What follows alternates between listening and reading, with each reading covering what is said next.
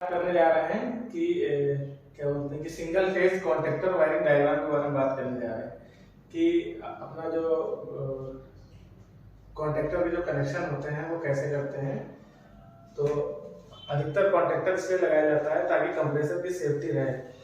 Compressor की safety purpose से हम लोग कॉन्टेक्टर का इस्तेमाल करते हैं। तो अपना उसके वायरिंग डायग्राम को हम लोग समझ लेते हैं। ये अपना है इंडोर हो गया, ये आउटडोर यूनिट हो गया। इंडोर में ये होता है कि डाइकिन हो गए, मित्सुबिशी हो गए और अपना वो जर्नल वगैरह एसी जो होते हैं उनमें क्या होता है आउटडोर पे पावर जाता है, फिर इंडोर पे जाता है।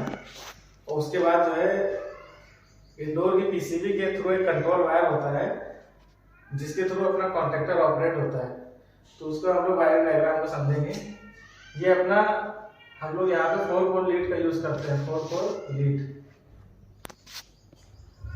जिसमें क्या रहता है कि पहला फेस रहता है, दूसरा न्यूट्रल रहता है और तीसरा कंट्रोल वायर रहता है और चौथा अर्थिंग का वायर रहता है।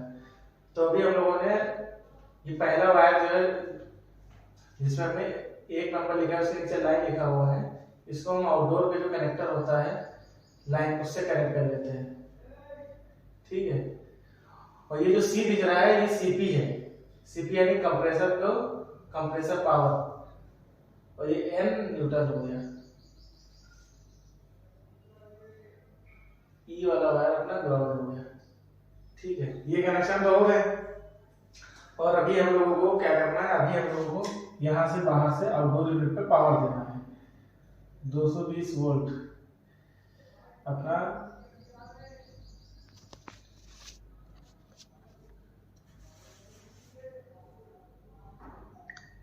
ये अपना लाइन दे दिया हमने और ये न्यूट्रल को शॉर्ट करके न्यूट्रल दे दिया।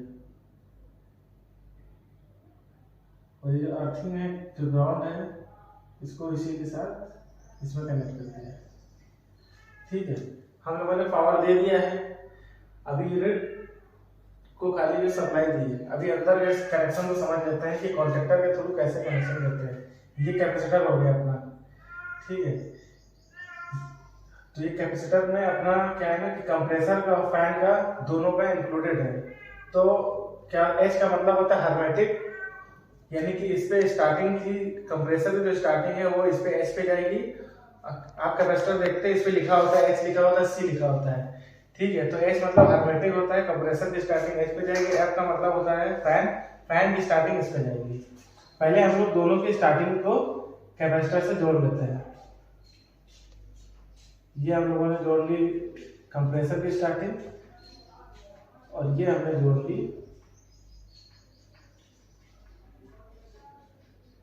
ली फैन की स्टार्टिंग। ठीक है,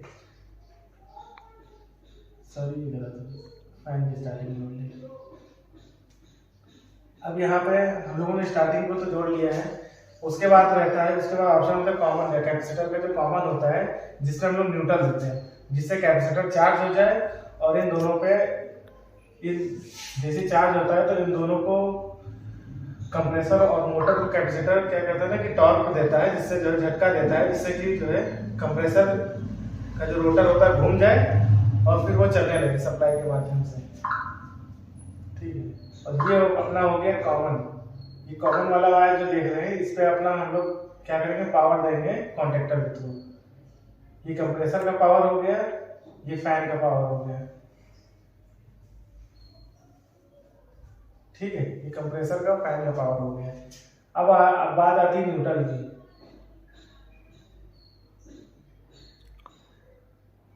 न्यूट्रल हम लोग इसके थ्रू लेते हुए इसमें जोड़ लेंगे कंप्रेसर के फैन में। बस ये आपको दिखाने के लिए, बाकी इसके वायर अलग अलग आते हैं। जोड़ के हम लोग ये जो न्यूट्रल वाला पॉइंट है इससे इसको जोड़ देंगे न्यूट्रल को। और ये जो लाइन देख रहे हैं ये कॉन्टेक्टर को हम लोग दे देंगे।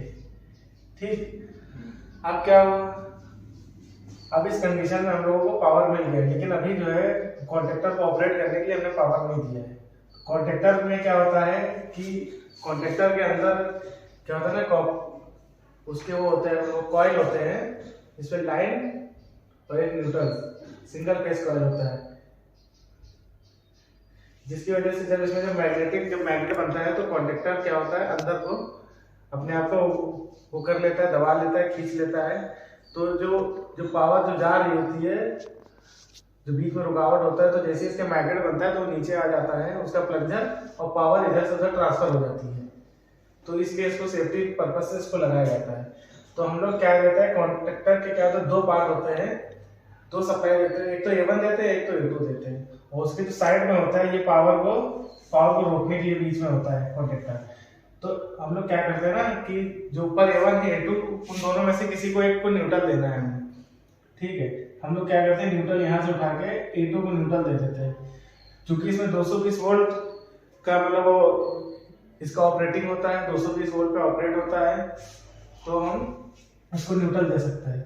और उसके बाद जो ये कंप्रेसर के लिए जो पावर आती है, जब हम इंडोर ऑन करते हैं, तो इंडोर जैसे ऑन करते हैं तो आफ्टर क्या होता है ना कि 3 मिनट के बाद इंडोर में क्या लगे, इंडोर इसको पावर देता है रिले के माध्यम से। पीसीबी में रिले लगी होती है वो, तो उसको हम लोग क्या कहते हैं कि टाइमिंग रिले भी बोलते हैं। वो जब पावर देती है 3 मिनट के बाद, तो क्या होता है कि इस पे पावर आने लगता है। ये जो सी देख रहे हैं, ये जो 2 नंबर है, ये सी देख रहे हैं, इस पे पावर आने लगता है। तो जब इस पे पावर आता है 3 मिनट के बाद, इसको हम जंप करा लेते हैं। जब ये पावर आता है तो इसको न्यूट्रल मिल रहा होता है। जब इस पे पावर आता है तो इसमें मैग्नेटिक फील्ड बन जाती है कॉन्टेक्टर के अंदर। जैसे इसको 220 वोल्ट पावर मिलता है तो कॉन्टेक्टर में क्या होता है, मैग्नेटिक फील्ड बनती है। तो जिसकी वजह से ये जो पावर इधर रुकावट होती है, वो पावर इधर आने लगती है। जब पावर आ जाती है तो कंट्रोल को इसको पावर मिल जाता है।